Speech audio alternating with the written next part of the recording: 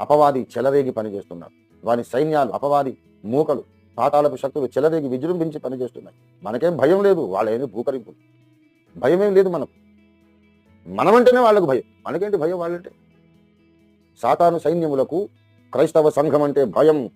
మనల్ని చూసి సాతాను సేనలు, రెండవ ఆకాశంలో ఉన్న దురాత్మల సైన్య సమూహం భయపడుతున్నారు వాళ్ళందరూ. వాళ్ళు విజృంభించి పనిచేస్తున్నారని ఎందుకు చెప్తున్నానంటే, భయపడమని కాదు.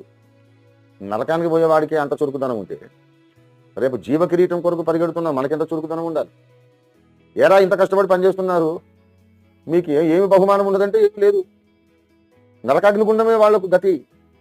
యేసుప్రభు వచ్చినాక వాళ్ళ గతి నరకాగ్నిగుండము, నిత్యాగ్ని దండన. మరి మనకు ఎన్నో బహుమానాలు ఉన్నాయి.